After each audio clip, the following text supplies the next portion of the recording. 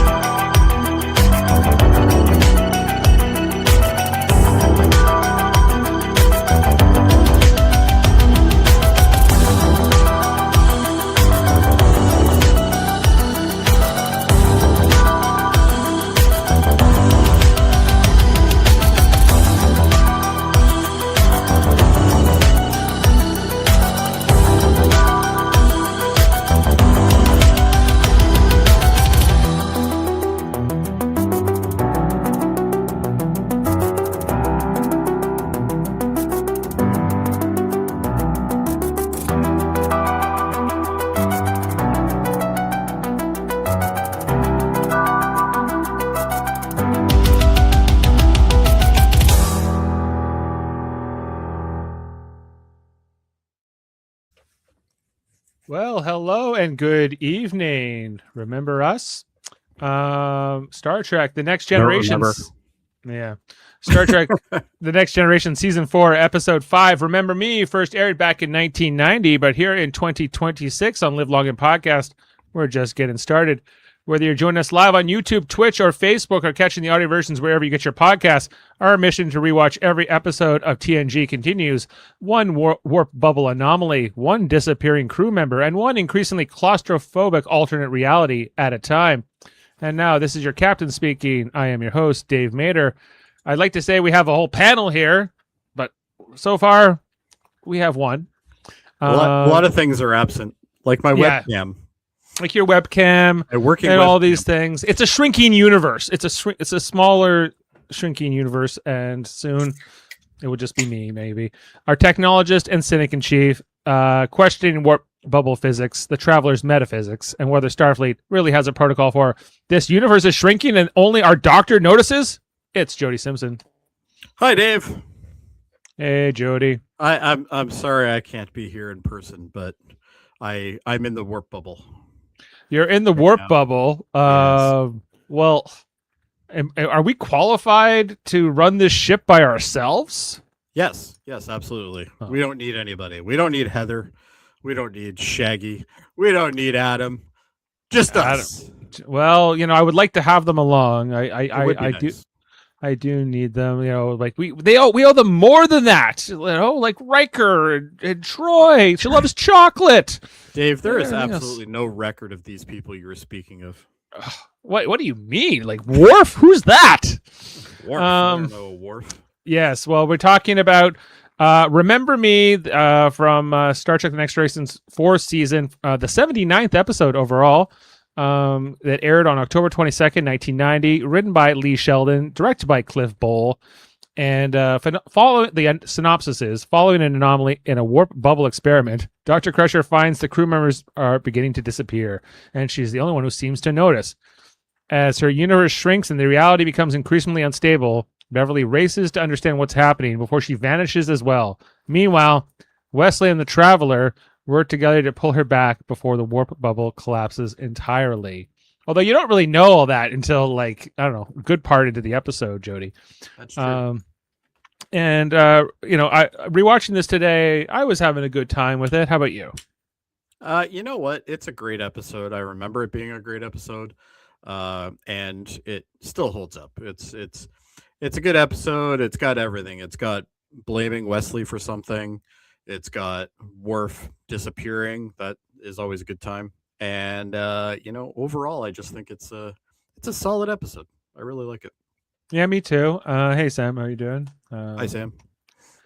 Yeah, it's a solid episode. Great concept of an idea. Great mystery reveal until the first time you watch it. More so, if I can remember back that far.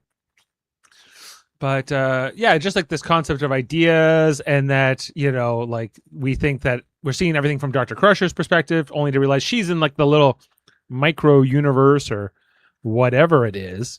Yeah. And then the Traveler has to show up, and He's got big cow hands, Jody. He does. Yes. You know, the Tau Ceti Alpha people.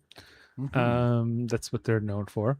And I guess their ability to merge space, time, and thought into one thing. What? You mean you can't do that, Dave? Not yet. Oh, I'm okay. working on it. Apparently, it just involves closing your eyes and using buttons you can't see. Makes sense. So, and then you'll start to like kind of disappear. It's like kind of a space magic, but whatever. Nothing beats good space magic. Good space magic. We also not too many guest stars in this episode, although we do get Bill Irwin here as Dalen Quace, her like old mentor, She doctor served mentor. with him. Yeah, exactly. She 12 served years with him. or something. Never heard of this Quace man. I thought he was Walter Brimley, but he was not Walter Brimley. You mean Wilford Brimley? Yeah, that guy. Yeah. Diabetes. Right. But this is otherwise, Jody, a bottle episode too. It is. Yeah, there's no real new sets or anything like that, and I think this kind of marks the first of the episodes where it's it focuses just on one character for the most part, and everybody else is the supporting cast. Yeah, well, we have, I think, officially crossed into that era with this episode. Yeah, I think this is kind of the first one that really marks off that era. Well, like last week's episode was what? It was Suddenly Human, which was kind of a Picard episode, although it was very much about the guest star Jono and everything else. But I would almost consider that the first one. But you could be right. Yeah, but this one really is this is a Crusher episode, and I guess Brothers technically was a Picard episode too. Well, I would say that. But it was like they had three plots going, right? They had the Worf and his parents plot, and Wesley and his father, and this one, it's like no, Beverly Crusher is the star of this episode, 100%. Has way more dialogue than anybody else, and it's they're going more into this character-driven storylines that they were doing in season 3, but it's really going to be like the model going forward, and it will become like the template for a lot of like how Deep Space Nine structures their seasons and Voyager and Enterprise after this. Yes, yeah, for sure. Which mostly worked. It was a great way to use the ensemble cast because, when we went back, Jody, and we did like original series, we're like it's all Kirk and Spock, and then McCoy like a little bit. Yeah, once in a while, yeah. Once in a while, and like Scotty and Sulu, if they get a line, they're doing good that day. But most of that doesn't focus on any of them. It's a very Kirk driven show, and then Spock too. But like I would say, like that definitely leans more on its lead, which this show was doing, more in the first couple seasons. But especially I'd say the first season, and this is kind of a nice mix up of how they make these episodes. We get a great science fiction concept. We get to let this ensemble cast really flex their acting muscles, and be in there. And Gates McFadden in particular, she like most episodes up until this point, she doesn't have a lot to do, a lot to say. No, especially this season. Like, there's not a lot she really contributes to the season until this episode. She's like, it's all perfectly logical to you, isn't it? So that's how it goes. Now we're expecting Shaggy to join us, and Heather she was under the weather, so she had to pull out, and Adam, we don't know, maybe he'll show up, but it could just be you and me here, at least for the next little while. Jody, we got somebody. It's Adam. Yay. Speaking of the devil, tonight he's tracking the power dynamics behind the crisis, Starfleet procedure, scientific responsibility, and the Travelers stepping in when a reality starts to unravel. When the episode asks who holds the key to saving Beverly, he's locked in. Adam Woodward, everyone. He's muted. He's here. You're muted, Adam. I'm here. Okay, I'm here. There you go. What's happening? Where's everybody tonight? Heather got sick. Shaggy, his dinner plans went awry or something, and Jody was having technical issues. I'm still having technical issues. My webcam's not working. Okay, So- happy to be here. Hi, Adam. happy What do you you're think? here, too. What do you think about this episode? What is this? I'm just kidding. I don't remember. Me? This episode was good. I didn't love. I didn't love this Beverly episode at the time, but I did grow over time to like it. Hey, Sam, thanks. I thought that the old doctor was a little bit old, but Quace? cool. Quace, right? It's just a spring chicken. What are you talking about? Yes. He was born in 1914. That actor. Yeah. So Yeah, what was in it? 1990 was what 86 or something? Like, am I doing the math there right? Yeah, you are doing that. I think that it's great. They have a lot of like older actors. Like that one guy in the Kivas Faggio episode, all the best was it the most toys. Yeah. That guy that came on and was his dinner guest. He was like born in the 20s as well. Like it was I mean, these actors are gone now. That's for sure. Yeah, and the guy who played Quace, Bill Irwin, he died in 2010 at the age of 96. So, Wow. wait, maybe I did the math there wrong. 90 minus 14. He was 76 in this episode, not 86, and he lived in another 20 years. Really? So- Wow. Good for You him. know, so But you know what's funny is that when they and no disrespect to elderly as I'm getting older, but they still put them in the Starfleet uniforms, which are a little bit curvy and shape hugging, and it's odd. yeah, when you have like a bigger actor come in, like with a few pounds. It was way worse in the first season 1 and season 2 uniforms. Yes, it really was. You really couldn't hide anywhere in those, unless you had. Well, a lot of them wear these like sort of spanky kind of muscle suits underneath. Well, I always loved when they Dr. McCoy or DeForest Kelly when they put him in the first episode and he's wearing the short pants, the tucked up. He's got these skinny little legs and he's wearing that jacket. But yeah, it's still great to see them. Yeah, I was also thinking about Scotty. Scotty never wore a proper uniform because of his size. Right, they always had to give him like these vests and these other things to sort of. Yeah, like, well, he does in that one scene at like the end of Voyage Home where they have to like face like the court martial or whatever. Yeah. I think that's the only time I can really remember him wearing it. Okay, well, we lost Jody, so I'm glad you're here because it would have just been me looking at myself. So we're going to jump into the screenshots of the episode and break it all down. We're expecting Shaggy to join us here at some point as well. So, we start off here as the Enterprise is docking at Starbase 133. This is a reuse of some shots, I believe, from season 1. I think it's from the episode with Minuet when the Enterprise was getting that refit at the time on their computers. I think they've changed the planet out. Like, I think that was a different planet. But, anyway. I love the Starbases, by the way. Like, they just look great. Yeah, it looks awesome. I love, even though it's a reuse, you see the Enterprise come in and they're here not for a long time. They're just here for maybe some, personnel changes.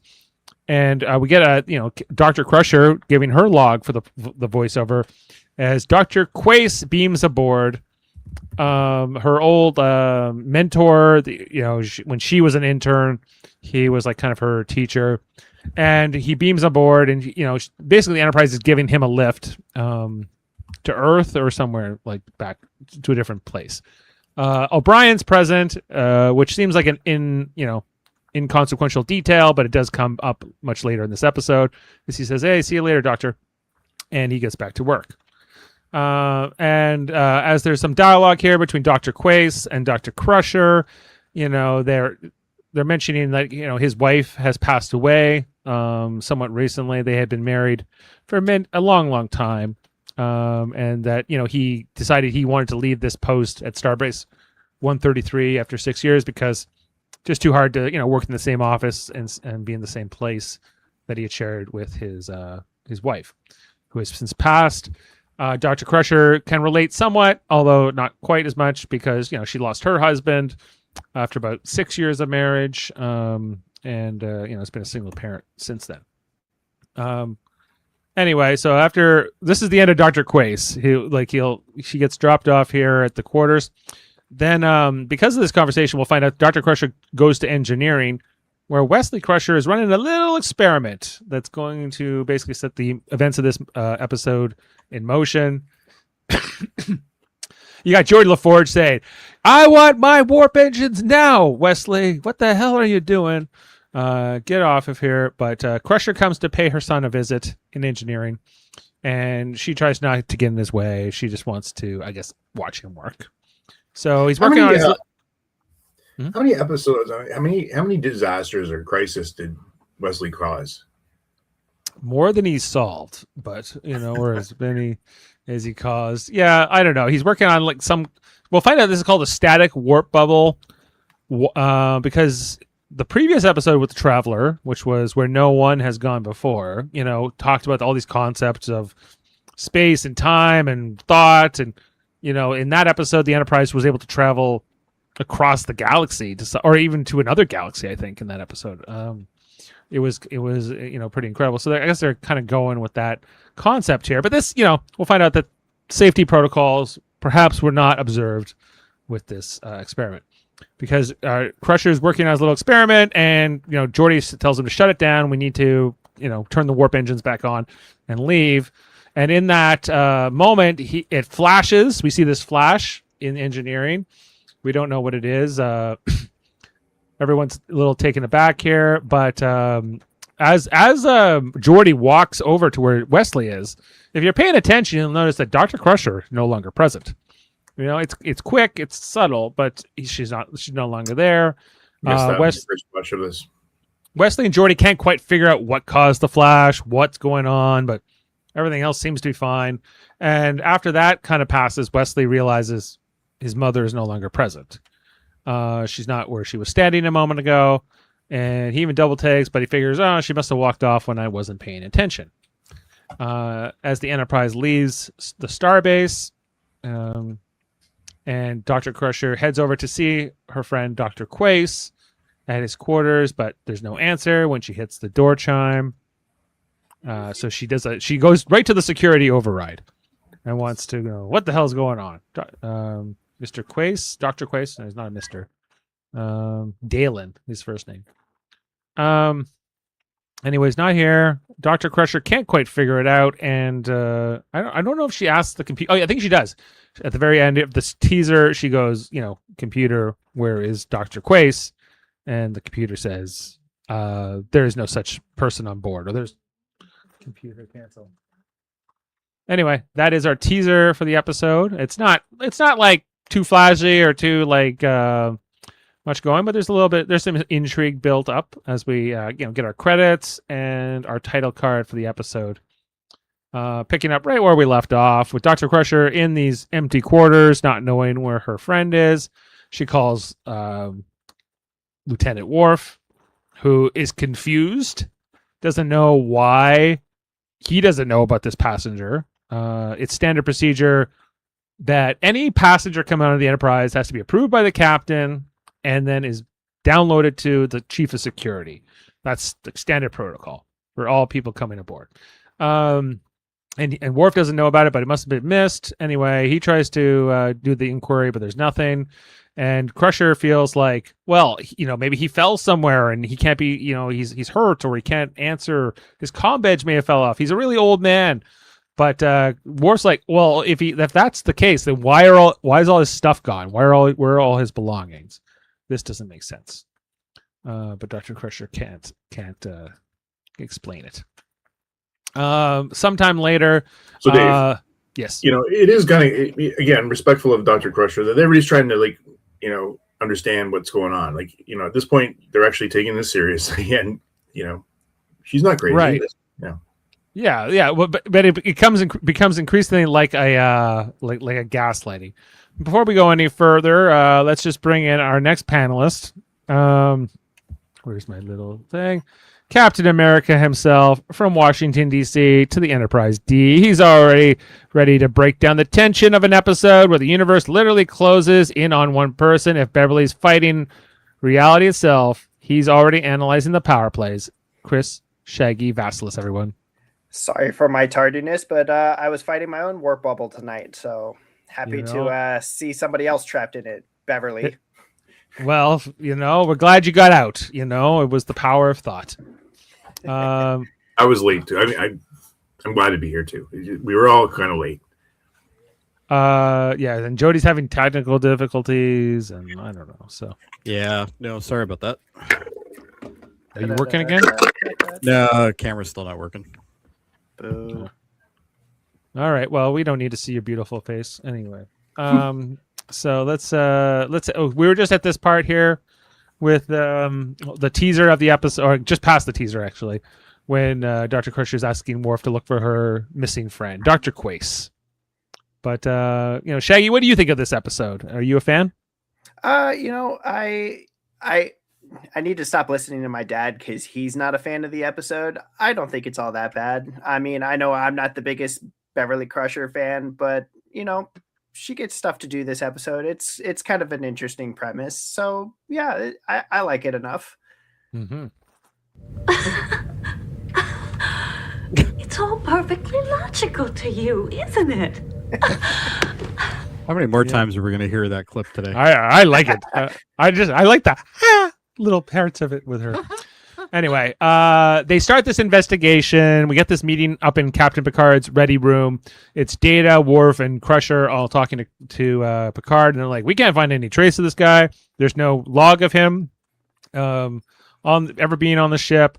No one can search for him here." And they're like, "Well, someone's kidnapped Dr. Crusher's friend. We need to get to the bottom of this." And Picard is very cooperative. He's trying his best, but this is the beginning of Crusher is slowly going crazy. But everyone's trying to believe her, go along with her. They know this is the Star Trek universe where a lot of crazy stuff does happen. So they need to, look into this. So then Data on the bridge says, not only can we not find a record of him at the starbase or on the ship, but at any point ever in Starfleet, we can't find a record of this person. And she's like, "This is not true. I know this person. It has to be.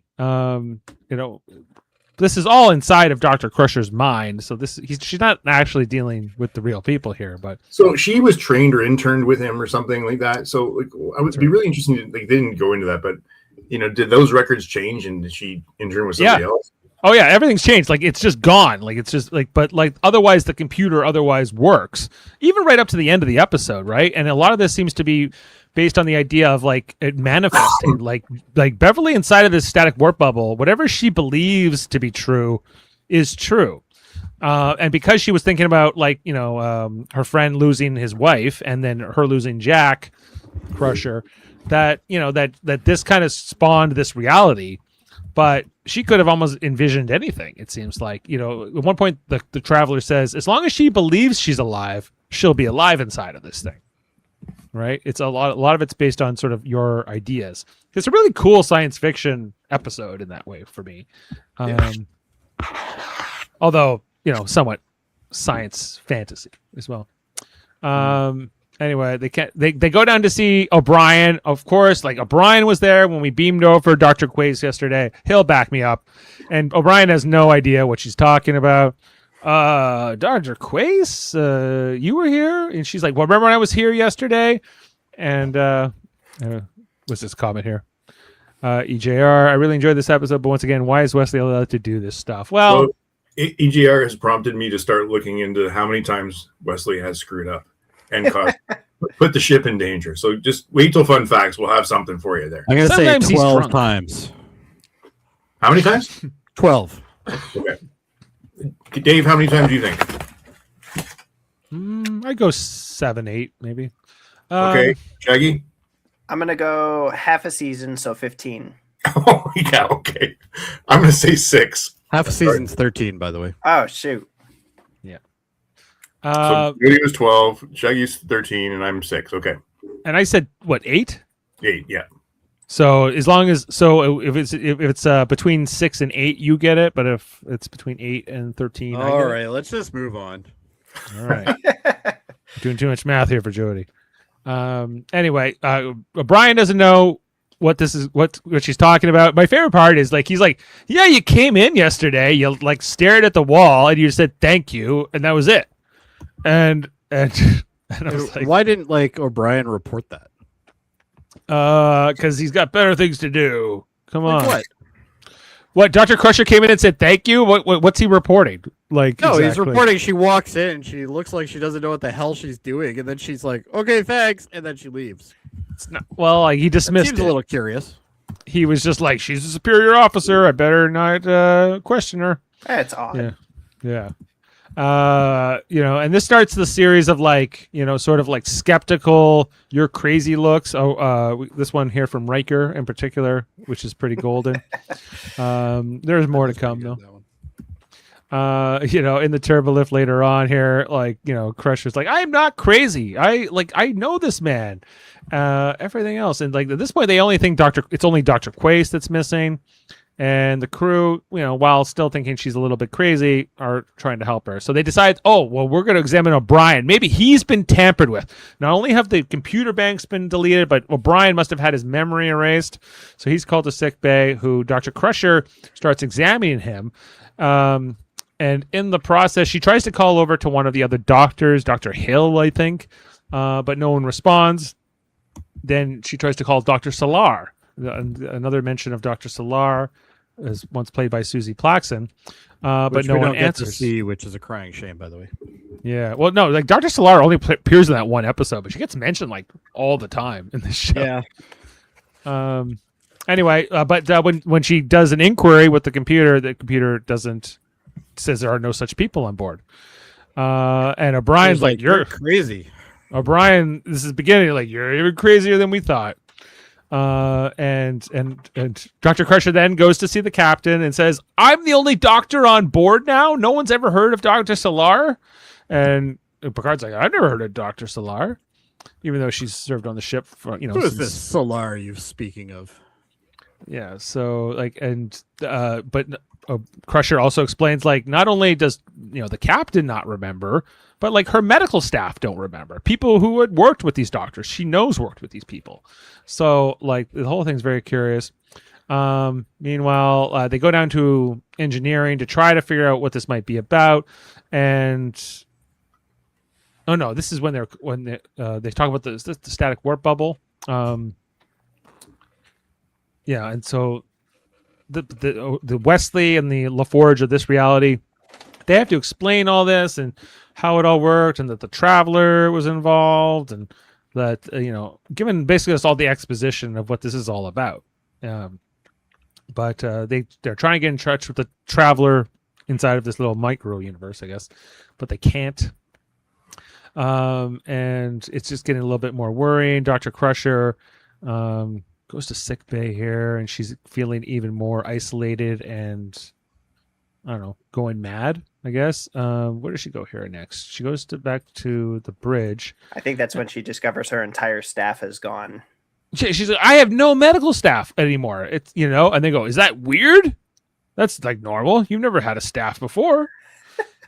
We don't even have the holodeck doctors yet, or hologram doctors yet. We don't even have hologram. She's like, I'm the only doctor on a ship of 1,000 people, and Data's like, no, we only have 200 people on board. Yeah, what are you talking about? It's 203 or something like that. She's like, what? She still wouldn't be the only doctor for 200 people. Right. She would. Well, it depends. Is this the American medical system? Might be. Well, it depends. It's this is the series. This is the second Riker going. What the hell is she? Riker smoking? going cuckoo. Yeah. Can we stop with this, Captain? And he's like, no, we can't. He's like, no, I shag her once in a while. At the end of in this episode, I think she's going to profess her love for him. There's something I've always wanted to tell you, Jean-Luc, and then he disappears. But we're not there yet. Anyway, so I yet again another Crusher talking to Picard. about, this whole thing, that he's trying his best to help her. And she's like, you have to understand that the people are vanishing. Babies I've delivered have never existed. And Picard, he's like, well, dogs living together, mass hysteria. But he's like, I really have no choice but to go along with what you're saying because there's too much risk here, which is not normally what they say in these types of episodes. But he's a very usually Picard's like, you're an idiot. I have a mission to carry out. I can't be going to time for this crap. Picard went and lived a life in 20 minutes when he was dead or something on the bridge. Oh yeah, the beige episode. Yeah. That hasn't happened yet. It hasn't happened yet, but he should be very sympathetic. God, I hate that episode. I love that episode, Jody. Oh, everybody praises it. It's a terrible episode. It's okay. It's like He plays the flute at the end. Come on. Yeah. I got a flute. You don't have a picture though tonight. Have you? No, because my stupid camera's not working. We've covered this, Adam. Move on. Yeah, no. Wow, you're crusty tonight. Okay. I am. We call him the crusty Jody. Anyway, Daddy Anger. Daddy Anger. Anyway, so then we see that Crusher's in sick bay, minding her own business, doing tests, and then this vortex opens all of a sudden. This flashing beacon of light that tries to suck her in, and we think that this is what's happening to people. People are getting sucked into this blue vortex. That's how they're disappearing. So, but Crusher, she's got an iron grip. She's holding on for dear life to that bulkhead, and she's not. She's gonna be. Blame her. I wouldn't go through that thing either. No, I don't blame her either. That's the thumbnail for the Netflix version, by the way. Oh yeah, when there was. She's holding on to that replicator panel there, and yeah, like that seems to be what's happening here. Dr. Crusher, luckily she was able to hold on and she didn't get sucked in, but she's very concerned. But if she got sucked in, this episode would be over. Yeah. Then just to add to her insanity, she's like, okay, guess what, everyone, up in the conference room, I had a crazy experience, almost got sucked into a vortex. And LaForge is just like, I don't know, I've had my team, which can't be that big, probably only like 3 people now that we're only 200 people on the ship, but I got my whole team looking at that sick bay. I can't tell that anything ever happened there at all. It's just that into we keep turning up rocks. We keep turning up rocks for you, Beverly, and nothing's there. But she's like, I know what I experienced. I was nearly sucked into a vortex, to be damn sure. Is this where they realize, now there are only 100 people on the ship? And I think Dr. Crusher says, how could there only be 100 people on the ship if the ship can hold, not just 1,000 people, but, probably up to, 8,000 people on the ship? The Enterprise D is gigantic, okay? Even with 1,000 people, it's not very populated inside the ship. And she goes, why all the extra rooms? And he goes well, I guess we have an evacuation, that's why we have all this extra room. My favorite part is as small as the crew gets, they all think it's the way it's always been. So they're very comfortable, even when it just gets down to Picard and Crusher. And she's like, just you and me flying around the galaxy, he's like, well, seems all right. That's how Jack Crusher is made. Exactly. We finally got an answer. Taking on the Romulans and the Ferengi, just 2 people on the flagship of the Federation. Yeah. Then she says, well, we better tell Worf to run a security protocol. And then this is my favorite part. Picard goes, who? Worf. The grumpy guy. Never Klingon man, right? And nobody knows. Smiles.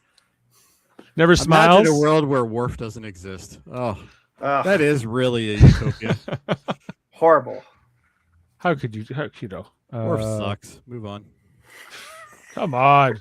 I was looking for a good Worf quote, but I don't have one. Because it doesn't exist. Would you like some chamomile tea? Yeah. Good tea. Prune juice. Troy shows up for a second here. And why? There's nobody on the ship to counsel. The ratio is one therapist to 10 people on the ship now. Right. And now that Worf doesn't exist anymore and no one knows who he is, I think Crusher's really spiraling here. She tries to walk away from the meeting, very distraught, and Deanna tries to, console her. She's like, "Am I going crazy? I'm driving everyone crazy, trying to look for this up." And Deanna, I don't know, she's kind of nice about it. She's like, "So what? You're trying your best and you're trying to help people and feel better." And everything else. And then everyone's disappearing. And this is when Dr. Crusher goes, "But what about Wesley? I hadn't even thought that Wesley could disappear." And then she runs off and Troy's like, "Well, I tried." But that's the end of that. I was almost thinking she was giving a look going, "Who the heck is Wesley?" Well, that's what her look was, yeah. Because every time you mention somebody that doesn't exist anymore, they go, "Who?" And that comes up. But Wesley does still exist because she goes to sick bay, or engineering rather, thinks he's gone, but then Wesley is still here, and she looked kind of disappointed when she figured that out too. Did you notice that? He's the only one in engineering now. He is here. Relieved, Jody. Relieved. Oh, is relieved the word? Okay. Yeah. So, anyway, but this is where I think this is the first mention of the Traveler actually in this scene, where she's like, "Well, maybe we can go find the Traveler, call him on Tau Ceti Alpha or whatever." So then they start walking away here in engineering, and by the time she turns around just to talk back to him, he's missing. Wesley is now gone, and her son is gone. And the deleted sheet, and she's like celebrating. Perhaps. He was right here. He was right here. Now he's not. Yay. And then she comes to the bridge, and now it's just her and Picard, and he's like, "I think I've been very reasonable with your craziness," because she's going around looking for everyone now. Riker's gone, Data's gone, everyone. I love how mad he is, though. I just love it. What does he think the conversation's been here? Like, I came about Dr. Quace, but now I just kept making up other people. Like, every version of that conversation would be different now, right? For him. Yeah, exactly. Yeah, even though he doesn't really exist. And she's like, "Just you and me here on the ship by ourselves. The two of us." The two of us roaming about the galaxy in the flagship of the Federation. No crew at all. We've never needed a crew before. We never needed one before. Why would we start now?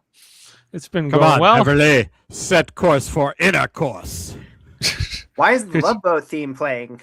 Well, because it's just the two of them, I guess, on this private yacht. Just the two of us. Well, we'll need a captain, and I guess we'll need a doctor, in case the captain gets sick. And that's it. Well, yeah. The ratio is really good on this ship for that. Like, medical care, superb. Right. So she begs him to turn around the ship to go back to the starbase, which I think he agrees to do here. And she's losing her mind, but she's like, let's start like monitoring your vitals just to be sure, because you're going to disappear too. Everyone's going to disappear. And so he's like, "Okay, fine." Like, so he asked the computer to start reviewing all of his vital signs, like audio, minute by minute. I remember thinking this is really cool when I was younger. Like, yeah, the ability to do this. Yeah, he starts giving his temperature readouts and everything else. It just keeps reading it, and then all of a sudden it's gone. Yeah, and this is where she's like, "Jean-Luc, there's something I always wanted to tell you. I've always needed to tell you." He's like, "We have a son. We will. We will have a son." Yes. Don't look away. Like, she hasn't learned that you don't look away. This is the don't look away. Like, if there's only one person left, wouldn't you just like keep your eyes on them the entire time? Well, like, she can. I guess she has that. She's hearing the audio from the computer, so she has this sense of like security about it. But she looks away, and then when she looks up, because the audio has stopped, the computer readout has stopped. He's gone. What should have been? This would have been a great scene if like it was just Picard like hiding behind one of the chairs, and then he pops up and he's like, he just goes peekaboo. Yes, that's in poor taste. But I would have liked the chair just flip up and bounce as he got. like in a theater. Yeah. Anyway, Dr. Crusher now all alone, no one to talk to but the computer. And then the vortex opens up here on the bridge. Again, she has nothing worse. There's nothing worse than a random vortex showing up, No, that's nothing. That's no good. That was quite a screenshot, by the way. Oh yeah. Well, a bad hair day, am I right? You are. Oh, it'd be great if Heather showed up with her hair like that. Yeah, she was that was a missed opportunity. Hopefully she feels better. I was she's almost getting sucked into the vortex here. She's holding on to like Data's chair here on the bridge. But if everybody's leaving, why does at this point like nobody's there anymore? So it's like just go in it. Go in the party. Maybe there's a party in the vortex. You know. Well, you know that's the exit. I took a couple screenshots here, and then I took this one, and you can see like the console kind of through her coat here. I'm guessing this was done on a green screen, and that's why we're. Oh, I would imagine, yeah. It's probably her reaching up. That's not her. Look at those hands. Yeah, it's probably not. It's probably a stunt person, right? Yeah, probably. Yeah. Right there, she looks like she's holding a lightsaber. I bet you it's Patricia Tallman. I bet that will come up in fun facts. I hope so. Patricia Tallman, who went on to play Lita Alexander on Babylon 5. Just, Yeah, nobody knew that. No. She was also Beverly Crusher and Kira Nerese's stunt double on those shows. Anyway, but we hear inside, like, while she's about to get sucked into this vortex, we start to hear voices. We hear Wesley's voice. We hear Jordy's voice, and then we come out here and we're in engineering where they have this portal going, but it closes, and we find out that Wesley and Jody were trying to rescue Dr. Crusher from the bubble, but it is collapsed. And this is a big reveal, right? We find out she's in the work. We find out she's the one who's in like the other dimension. She's the one. It gets cool here. I like this idea. When we find this out. Right, and then we realize, it's actually there's something more nefarious going on, and just then, who's here to help Wesley? It's Traveler, who bring him back. Kevin Millard always gets a creepy vibe off of this guy, and I was starting to feel that more today. Well, he is a guy that just randomly shows up behind children and starts talking to them. So oh boy, Kevin calls him the groomer. He's always like, and you watch like how he talks to Wesley. It's like you can kind of see. How I liked it with that first episode where we had like Kaczynski and the Kaczynski bubble or whatever he was doing, and he was so patronizing towards Kaczynski. He's like, "Yes, I just helped him." Whatever the Kaczynski needs, he can have. Kaczynski also gets mentioned quite a few times in this episode as well, in dialogue. But so then like the Traveler starts breaking down what's happening to Dr. Crusher. She's trapped in this micro universe inside the warp bubble, and while she still thinks she's alive, like she may not be lost, but we need to work together. And the Traveler can't do this on his own. He needs Wesley Crusher. So he's got to groom him into this role. I still want to know how the Traveler types so fast when he's got those fingers. Well, he does it all by thought, Jody. He doesn't even need to look. True. Yeah. Wow. Anyway, but we go back in here with Dr. Crusher, who is still inside the warp bubble, does not realize she's trapped inside the universe quite yet. She's gonna get there, but she now thinks she's the only one left on the ship. She doesn't even realize it's like the entire universe yet. She just thinks it's the Enterprise. At this point, and she's going along. The computer can't quite answer her inquiries. She even has like a pretty good question here about what is the mission, Oh yeah, What is the primary mission of the Starship Enterprise? To explore the galaxy. Do I have the necessary skills to complete that mission alone? Negative. Then why am I the only crew member? I love that error sound. That information is not available. Gotcha, bitch. It was definitely. Yeah, I like how she kind of like gets sarcastic with the computer though, which is even better. Yeah, look at that! Gotcha. Look at that sarcastic. That's a hip. Look at that hip tone right there. Yeah, exactly. Business. I think is this where she tries to set course to the Traveler's planet, or is that what she's doing? So. Yeah, I think so. Yeah. And she's like, well, it's going to take like 113 days to get there.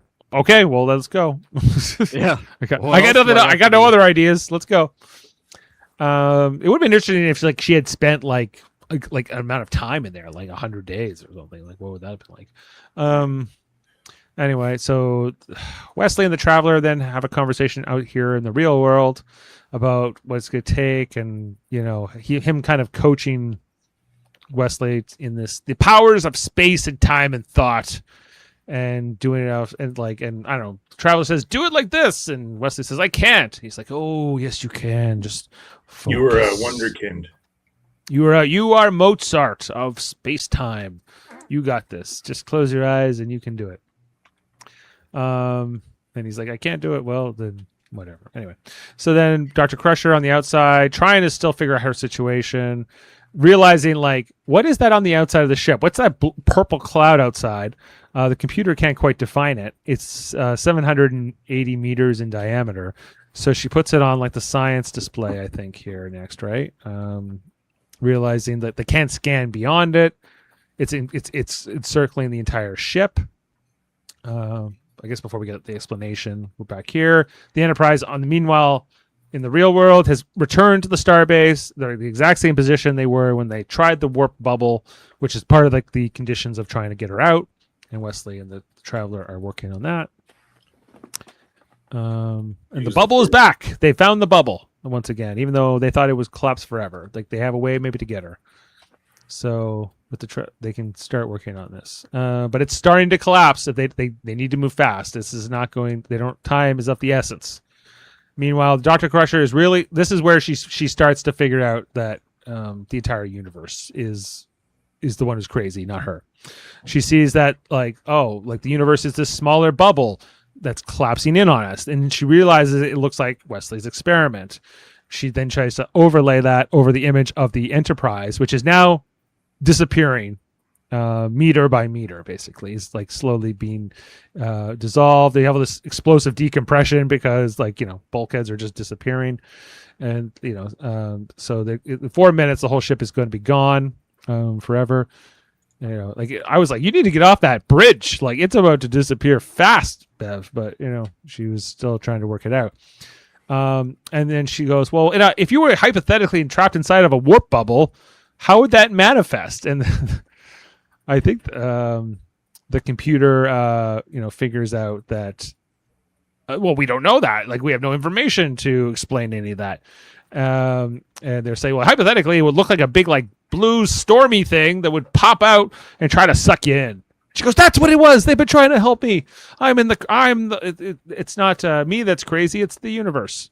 And I'm in the pocket dimension. I need to get out. I feel the same way. So then she's trying to figure out, where do I go? What do I do? How do I help Wesley from in here?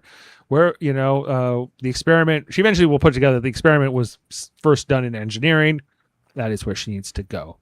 While Wesley and the Traveler are doing everything they can to keep the thing from collapsing faster. Click your heels 3 times and say, "There's no place like home." They do, yeah. They reference the Wizard of Oz and the whole Dorothy of it all.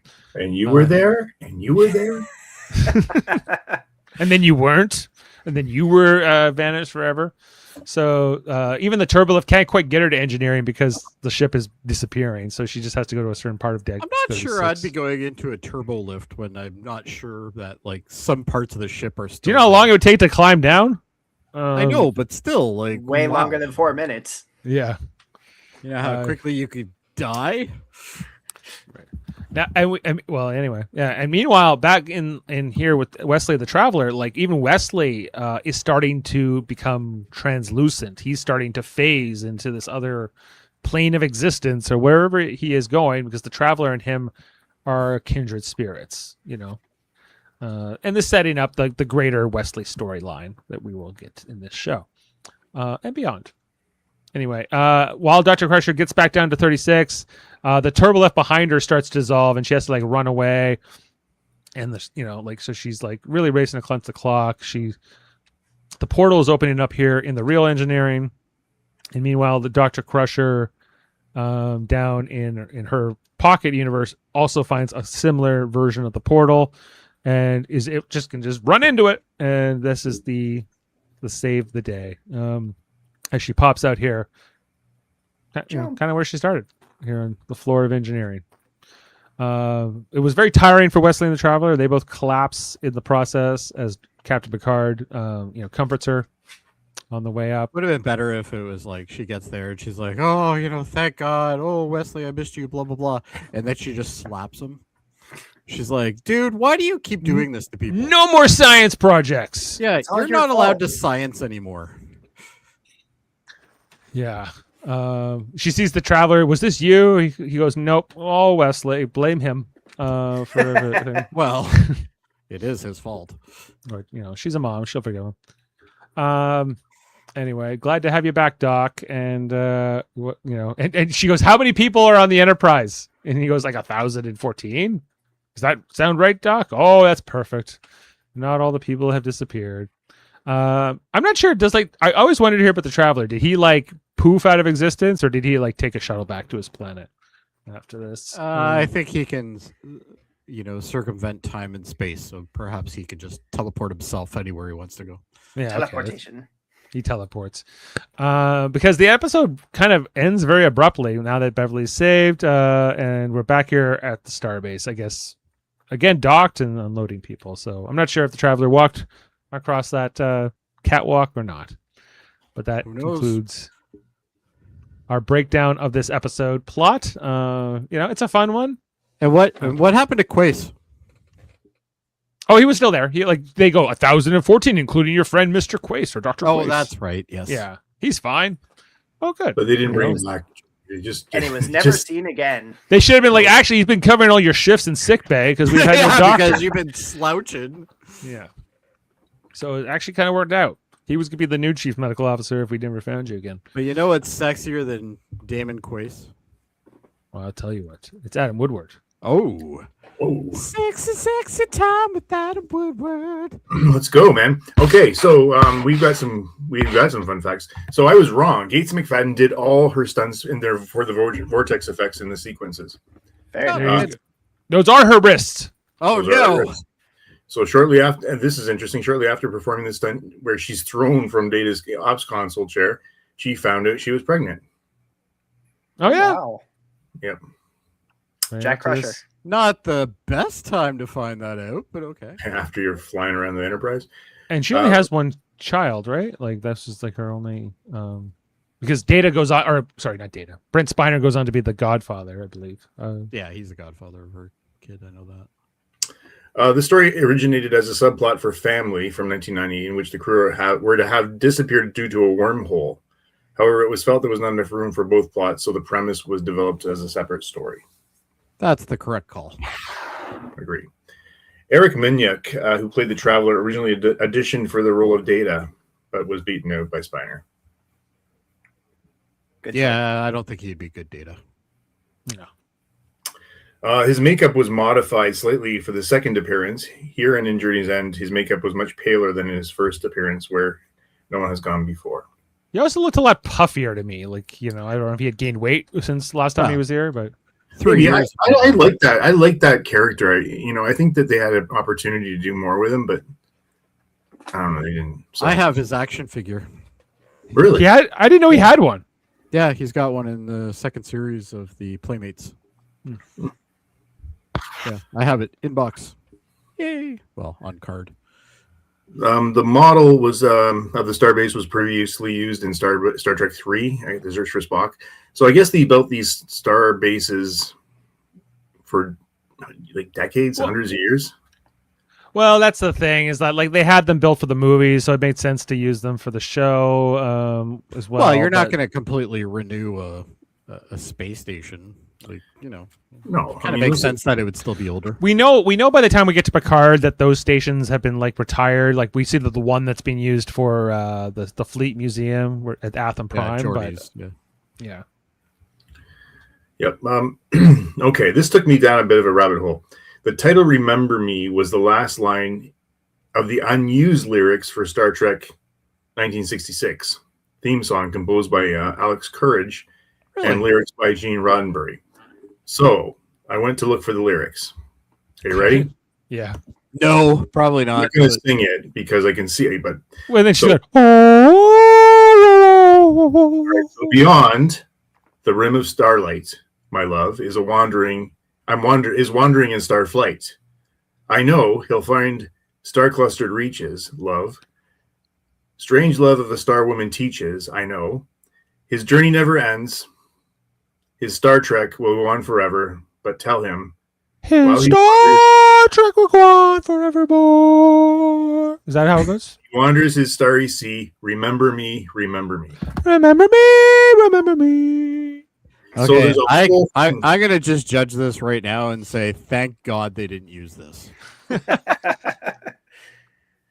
So apparently, this Alexander Courage was the guy who wrote the music, and Roddenberry, being Roddenberry, decided, well, I can get more money if I put his name, if he's like co-composer, basically. Exactly. So he took half the money away from his co-composer, the guy who wrote the music.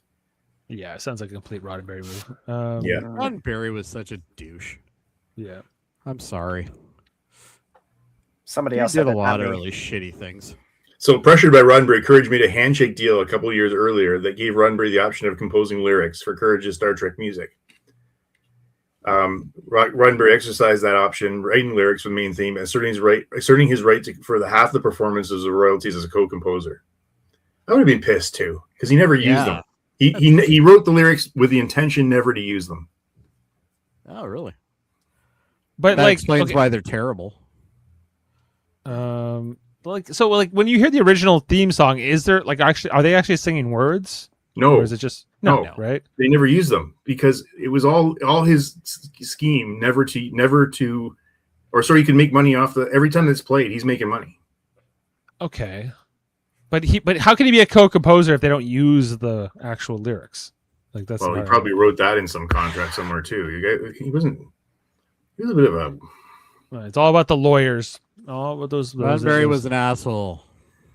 Courage protested in vain, although the arrangement may have been legal. It was unethical.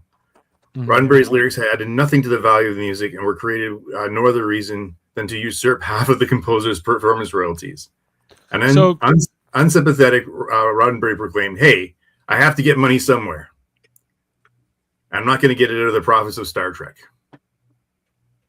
Well, okay, but what about Courage? Doesn't have to make money elsewhere either. Yeah, So like, was the idea that Courage was only hired with this handshake deal? Like, okay, I'll hire you to write the theme song, but I get to write the lyrics. And they said deal, and that's what happened. Is that how they made the handshake? Well, he deal? said we made the handshake deal, but a couple of years later, they gave him the option, or Roddenberry the option of composing lyrics. Courage signed a contract unknowingly, he later claimed. Well, needed a better lawyer. Well, Sounds like it. Or Roddenberry just faked a signature and said, "Yeah, you signed it when you're drunk." That's also very possible. It's a tough town. What a in Hollywood. douche. You know, one thing about this podcast together, I have learned that Gene Roddenberry was not a nice man. No. I've been saying that for years. He was No, a very and I'm listening. well, yeah. He was in terms of like his business, the way he ran business, and this like it's ironic because like season 4 is when they've really pushed him out. Apparently, right? He'll die a year after this episode, or so. Yeah, around there. Yeah. But like Rick Berman is like fully like taken over by this point, and is running the show for better or worse. The He least was also of a two bit of a evils. douche. Also a bit of yeah. a douche. Berman I don't was know. a Like, douche. is it just like a cutthroat businessman Hollywood mentality, Well, or I'm sure there is a lot of like industry stuff that's the issue, right? But Well, I mean, at the same time, this is 1966, so the show's not doing. I mean, it started not great. true. It only lasted a couple seasons, so he is probably trying to protect himself and make money. Yeah.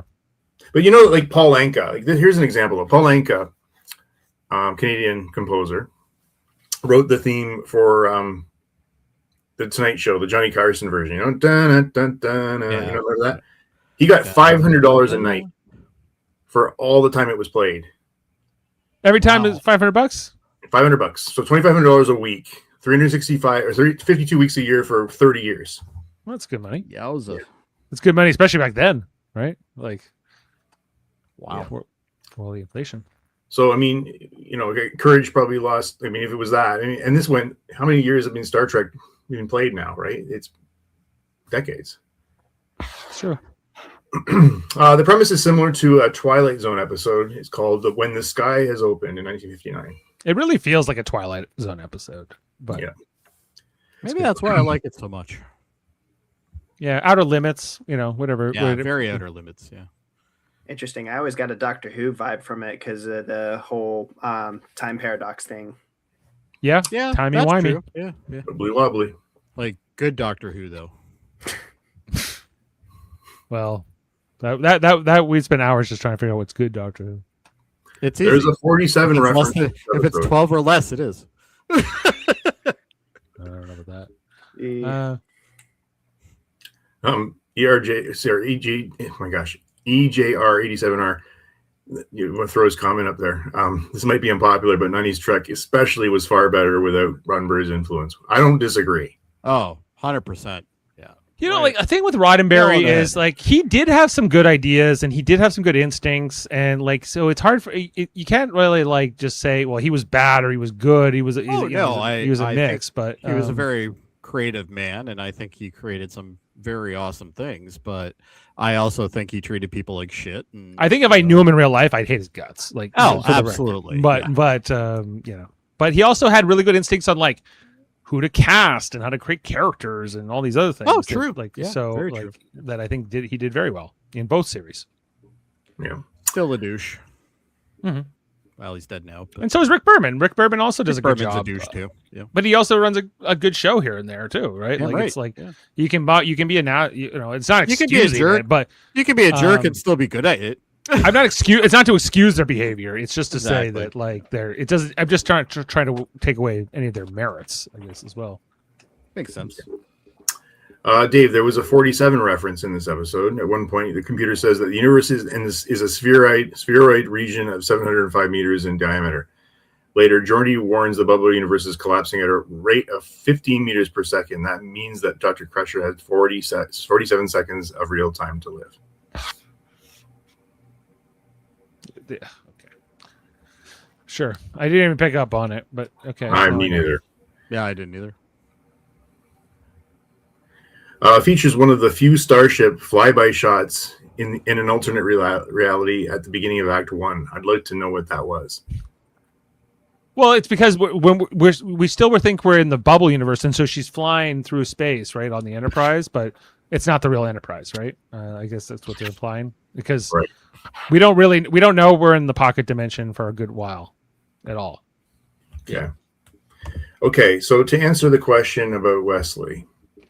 Jody, I'm doing this. I know you don't want to talk about it. I don't know if I'm right. Well, I don't know. There was no real reference, but here's the Wesley Crusher related danger incidents. The Naked Now. Yep. Wesley's intoxicated by the polywater effect and takes control of engineering. Yep. Okay. Where no one has gone before. Wesley doesn't cause a danger, but his interactions with the Traveler indirectly contribute to the Enterprise being flung across the universe. Yep. Data lore. Wesley fails to... This is not his problem. Wesley fails to convince the adults that Laura's impersonating Data. Yeah. That was... we can't put that all on Wesley. No, that has nothing to do with Wesley, really. Although it is comical how much they dismiss him in that episode. It is, though. They're like, shut up, Wesley. Yeah. Shut up, Wesley. What else we got here? Actually, there's more about where he saved the crew. I mean, you know. Yeah, I don't want to know about we were trying to figure out the over-under for how many times he's put the ship in peril, right? Well, honestly, it doesn't seem that many. No. So you were the closest at 6? I got 3 times. Yeah. Okay. Oh, okay. Nice. All right. He saves the day. Adjusted for inflation. He saved it in the battle. He saved it in the game. Yeah. Mm-hmm. He was kind of the go-to to save things. His final episode is coming up this season, like as a regular at least. Which is final I think he was just getting interesting. I was sort of, anyway, whatever. It is too bad that he leaves the show in this season because the character was starting to come into his own. But yeah. There's a couple episodes where Justice. Oh, Wesley breaks a law, endangers the ship. There's a 4th one. Okay. There you go. Yeah. And Evolution. Nanites escape from Wesley's experiment. So we're going to now 5, and that's it. Okay, you still have it, but you still won. If we had got up to 7, you would no longer win because you would have gone over. Okay. On the Price is Right. So. All right. Well, Bob, I'm going to turn it back to you. All right. Well, thank you, Adam. That was great. Appreciate the sexiness and the fun facts of it all. All right, well, we're in the part of the podcast where we're going to rate the episode. Let's do it. And score this out. Okay. Remember Me. This was a decent episode. I like the science fiction of it all. I like the mystery. I enjoy that they gave Gates McFadden a more of a prominent role. Like, this is really the beginning of the character-driven focus on one of our ensemble cast episodes. So I'm feeling pretty good about it. I'm at 8.5 for tonight. Jody? Yeah, I'm pretty much up there with you, Dave. I'm gonna be a little bit nicer. I'm gonna give it a 9. It's a very good episode. Oh, That's very good. Yeah. All right, Adam. I like talking about it with you guys more than like watching it. So I'm going to give this a 7.5. 7.5. How dare you? All right, Heather was not with us tonight, and Shaggy. He came in saying your dad told you don't like that episode, but you said it's not so bad. It's not so bad. I again, probably not the biggest Beverly Crusher fan, so I would give this a 7. I mean, it's a good episode. I enjoyed watching it more than my dad did. So 7 out of 10. You should have your dad on one day. that'd be fun. Yeah, I've seen him in If he's pictures. willing to, we can make it happen. Anyway, so with the 4 of us, we are averaging an 8 out of 10 tonight. Not bad. This has a 7.8 on IMDb. So we're not too far off from there. Worldmind saying the Wesley story has an interesting and satisfying epilogue in Star Trek Prodigy. Yeah. Well, The Traveler was in Prodigy, right?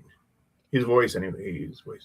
The Traveler himself is not in it, but because by that point, Wesley is a Traveler. Right. So he's like so Goodness gracious, yes. I need to do season 2 of Prodigy. I am so far behind. But the guy who played the Traveler was voiced in Prodigy. Apparently, I don't know. Aaron Mechanic. I don't remember him being in the season, but maybe. I don't think he was. I think maybe it was anyway. Or maybe we just hear a voiceover or something from him. But yes, that's true. Wesley also appears at the in Star Trek Picard at the very end of season 2 there. Yeah. Him and Kor Soong, remember her? Yeah, and then listen, I hate to ask this question because I should know it, and I ran across in that little rabbit hole I was going down. I ran into something that said that Wesley married Robin Leffler. You guys know about this? I've heard that, but I don't think that's more of a fan. I don't think that's canonical whatsoever. Yeah, I didn't think so. Might have been in one of the books, maybe. Yeah, but if maybe they were like, we want to get Ashley Judd back at it, to guest star in a future Trek project. So this was our fishing, but I don't think that would go over. All right, well, everyone, that is our rating for. Can I give my Suddenly a Human rating? Yeah. I like that episode, guys. I'm going to give that a 7.5 as well. We didn't dislike it. We just weren't over the moon about it. It was okay, but we liked it more than we thought we did. If that's anything. It was better than I thought it was going to be, but yeah.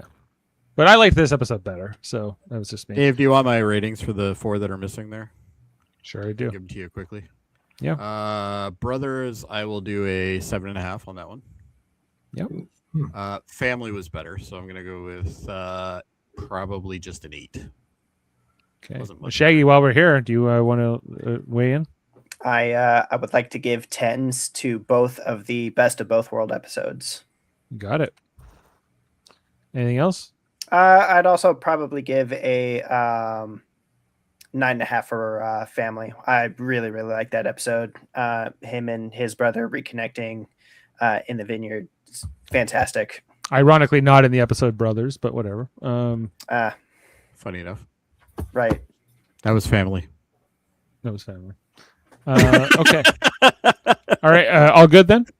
All good. Well, I'll give you the other 2. Sarek, I'll do. That's not nearly as good as everybody says it is. It's like a 7.5. It's a 10. No, it isn't. I'll fight you. 7.5 from Jody. And anytime Mark Leonard's in a Star Trek episode, it's like an instant 9. There you go. Totally agree. At least a 9. You guys Sarek Vulcan. Anyway, Transconfigurations is an absolute terrible episode. That is a Yes, 2. it is. Yeah, it's not great. What are you giving You it? gave it a 5, Dave. I gave it a 2. 2. Okay. Anyway, there we go. All right. Are we all good on our ratings then? I guess so. Okay.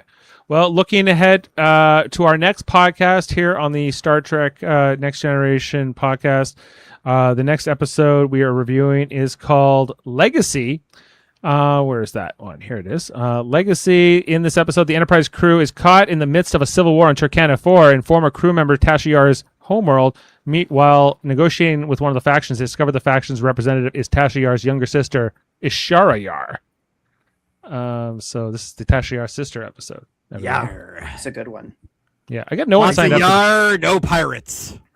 This will be we're gonna be on next week, but then I think we're taking the week on after that off as I'm gonna be away. So and I couldn't quite figure out anyone else to host. Which episode would that be? Would be after Legacy. Yeah, well, the one that you'll be missing for. There would be a reunion, which is the Kalar episode, which I don't want to miss. That's a good episode. Kalar and Duras. So I could host it if you want, but if you don't want to miss it, let's just I mostly. Well, I can't miss that. That's such a good episode. That's and it's Kalar. Nobody wants to miss Kalar. And I'll defend Worf to the end. This is a good episode for Worf. I'll grant that. But anyway. Yeah. All right. Well, I think that's it for our TNG reviews tonight. But also you can check out our For All Mankind coverage. We'll be on Monday with season 5 of For All Mankind. The episode coming up is called No Sudden Moves. Last week's episode I missed, unfortunately, but it was called Svoboda. It was great. It was good. Freedom. Yeah. Freedom, and it was a big riot and everything else. You watched that one, Shaggy? I have not. Yeah, well, check it out one of these days. Maybe you'll like it. And also, we have our Survivor podcast over on the Super Mater Brothers podcast every Wednesday. We were on last night talking about episode 10, A Side Dish of Chaos. Mr. Beast showed up, everyone. Why? Oh, it was great. You know, Foster was so into it. Money. Yeah, he showed up with the money. The prize is up to $2 million. Oh, boy. Damn. Exciting. And yet I still have no desire to watch that show. Well, what are you gonna do? Weird. Yeah. Anyway, it's Mr. Beast isn't gonna bring me in. Let's just put it that way. Not gonna pull you in? No. All right. Well, it's I have to like talk Foster off a ledge every time, so it's something else. Poor Foster. Especially last night. Look for that, and also on the Hey, did you see this one? They are on tonight talking about Final Fantasy VII. I'm not sure if they're talking about the game or the movie, but go check that out over with Jason and Steven on 7. Oh, Advent Children? Yeah. Is it a movie or I don't know what it is, but like if you like movie. Yeah. If you like Final Fantasy, they got it covered tonight. So go look at their stuff too. All right. Well, we'll leave you with 4 this. hours to kill. Join in. Yeah. It's a great podcast, but it's a marathon. It's so long. Yeah. It's good. All right. Well, thanks for being with us tonight. We'll leave you with this quote from the episode, and we'll see you next time here on Live Long and Podcast. Cheers, everyone. I'm doing it. Riker, your first officer. He's very good at playing poker. Very Loves good. to cook. He listens to jazz music, plays the trombone. I cannot find any evidence of a Will Riker. O'Brien, Jody, Worf, Wesley, my son. They all have been the living, breathing heart of this crew for over 3 years. They deserve more than to be shrugged off, brushed aside, just pinched out of existence like that. Beam up some Star Trek content with Live Long and Podcast. A roundtable movie discussion with Hey, did you see this one? And take a peek into the darkness with Heard Noise. Must Investigate with Michael Chan. Watch us duke it out on trivial debates. And let's chat about TV with the Super Mater Brothers. It's all here on the United Federation of Podcasts.